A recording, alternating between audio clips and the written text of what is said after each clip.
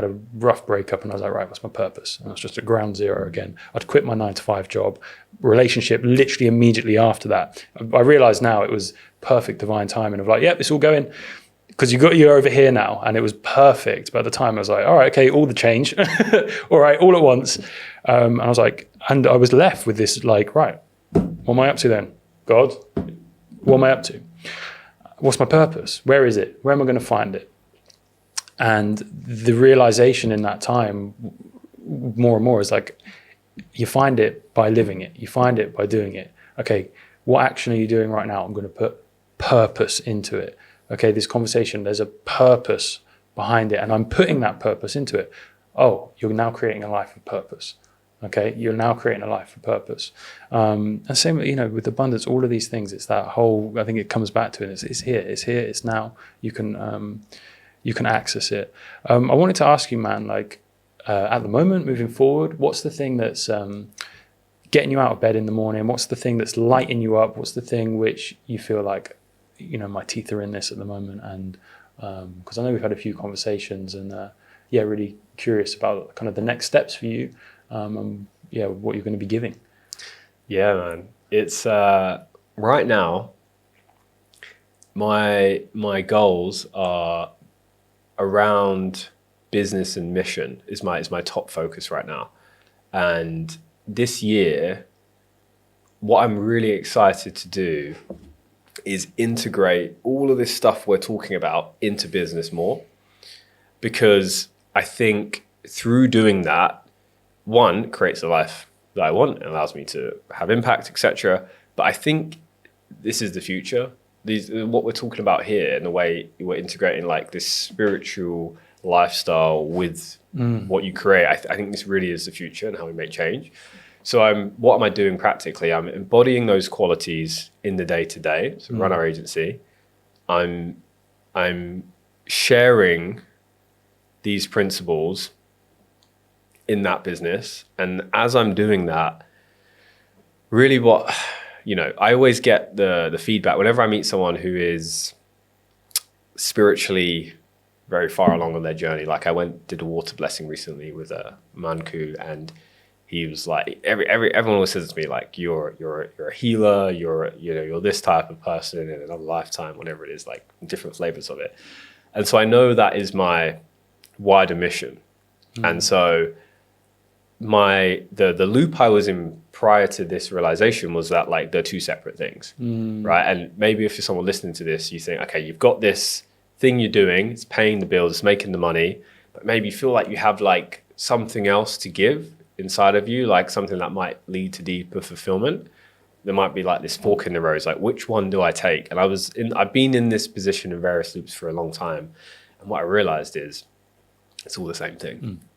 It's all the same thing. So what I'm most interested in doing is going deeper into embodying these qualities further, so that I can then share that with anyone around me, in anyone who interacts, whether it's a business or friendship or relationship, and just being such a freaking cheesy line, being the change you wish to see.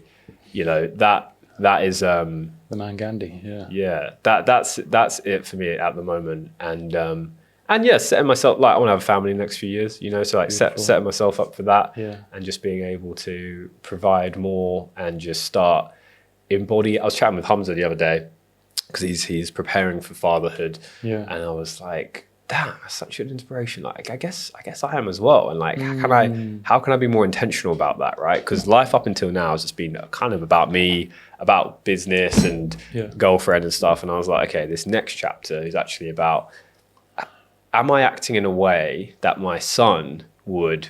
would want my son to see? And it just brings a little bit of a different flavor in those actions, because oftentimes it means doing things that are not easy. It means doing challenging things. It means acting in accordance with the highest version of myself. Because when you think, how would your son perceive this? It just gives you this like different accountability that I'm starting to do. So I'm starting to like align myself up more for fatherhood, and that means taking, just different actions and that's what's driving me. It's awesome, man. And I think that the fatherhood one is something that I think is going to seep into sort of this space and collective, what is a conscious father? And I was having this conversation with this fantastic girl last couple of days, and we were talking about all sorts of things. We were talking about porn, masturbation, all of these things that most guys in the UK, myself included, from the age of 13, you suddenly have access to this wild, wild west on the internet. We're like, what is all of this that is unbelievably stimulating and confusing? And one of the reasons I think that kind of the porn and and this is kind of in the frame of fatherhood, one of the reasons that porn and masturbation and kind of the casual sex is so damaging is because our life force that we have, we have this life force. Okay, there's that first thing, right? I'm just wasting it in the bed sheets. Okay, that's not good. Second, let's say you have a girlfriend and she's on, contraception, all of this stuff. Now, as a man, and I see a lot of this, I see people who get into relationships and then the man suddenly is 50% of who he was. He's like dull. He's like dulled. I've been there as well. I've been there too, bro. You've been there? Oh, yeah, many times. Being there, you're dulled and, your behaviors start to change. You've got the sex on tap. It all seems great, but you're dulled. The mission disappears. But I think a big part of that is because, let's say you are sleeping with your girlfriend and you're not planning on having a family. That life force that should have been transmuted, because the reason you're having sex is to make a kid. That's why all the other animals do it. I know we do it for pleasure as well, but really it's life force, interchange, okay, to have a kid. But because of the contraception, that's being blocked. Now there's no kid. The kid would give you that drive. If your wife's pregnant, you keep the drive, and then when you have the kid, you're going to get that drive back. But we're giving away this life force. And I know there's a lot of, breathing techniques, and I'm sure you're well versed in how you can kind of control that anyway during sex, that it's not released.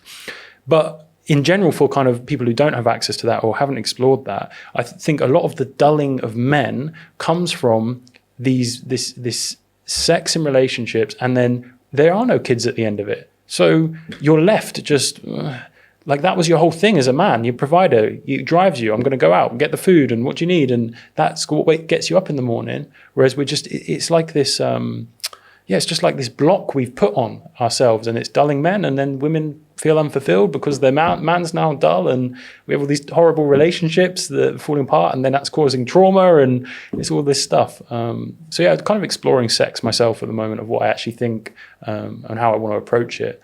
If there's anything wisdom you have there with kind of sex and how to approach that as a man consciously and control your desires, I'd love to know. It's my most popular YouTube video. Oh, no way. It's about, and all my mates give me so much shit for this because it's the benefits I received after semen retention for 75 days or something like that, right? And it's got like 10 times more views than any of my most other popular YouTube videos. So all my mates call me like the no-fap guy. Even I've made one YouTube video out of hundreds about it. So it's obviously, I know, because for me, so just to give context to this, I was addicted to porn as a teenager. I was that guy who would get with a lot of girls. There were countless occasions where I couldn't get an erection. In an intimate situation due to being desensitized by porn. That is probably one of the most demasculating and demoralizing things you can feel as a man, at least for myself. So when I say all of this, it's coming from that's where I was. And that's why it meant so much to me to say, okay, I need to figure this out. I was at a mastermind last summer now in Portugal, very successful business guys. We're all sitting around the table. My girlfriend's actually with me. She's the only girl there because she was traveling with me. We got the special treatment. And somebody asked me about sex, and I said, yeah, well, obviously there's a difference between ejaculation and orgasm, right? And everyone just stopped talking mid-conversation, and all of their heads turned at me. And it was like a laser beam of focus. Everything just went quiet. Like it was like the wind stopped. And everyone was like, what do you mean? And I was like, They're completely separate things. And then someone literally said in that moment, I will pay you $3,000 to teach me how to do that. So I was like, oh, okay, cool. There's a need for this, right? So for anybody who that's an awakening moment to listening, they are completely separate things. How do you think about this? Well, look at a woman. We understand that women can have multiple orgasms, right? And if that's another revelation for you for a man, you've got to do better. I'm just kidding. I love that, man. But we understand that, right? Yeah. Men are exactly the same, right? We can also experience multiple orgasm, right? So how do we... Okay, why would you even want to do that for a start, right? Because ejaculation's great, right? It feels awesome. But the problem with that is afterwards you lose all your friggin' motivation, right? Which is why if you're having casual sex, you put in all of this work and effort to find a woman, go out, attract her, bring her back, have sex, you have sex, and then you just want her to leave by the end of it, right? If you're in that loop, that's a painful place to be. I was there. And maybe you enjoy doing that. And if you're at that stage of your life, fair enough. For me, it definitely wasn't anywhere near fulfilling. It was like trying to fill a black hole and void.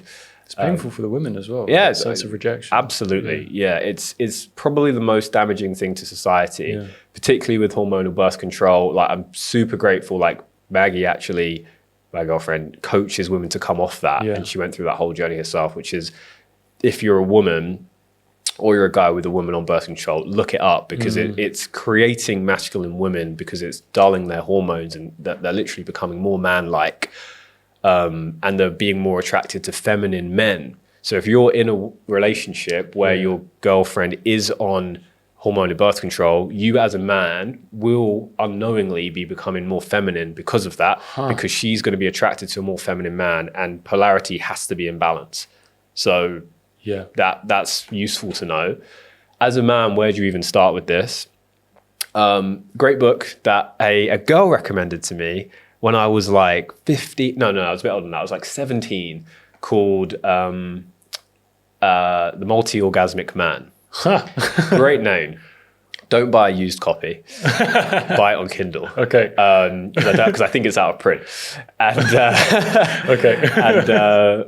And basically what that teaches you to do is how to differentiate orgasm from ejaculation. And you can basically do it through breathing practices. If you've ever done it, you can just, maybe we can leave a link in the description for a practice, but essentially what you want to do is, through the breath, just practice squeezing your perineum, which is like the area like around your balls and butt crack, and squeezing and drawing that energy, and imagine you're like sucking it like this up your spine and into your head. And what that's doing is that's physically moving the energy from from your balls to your head. And when you can do that, first of all, it prolongs how long you can have sex for.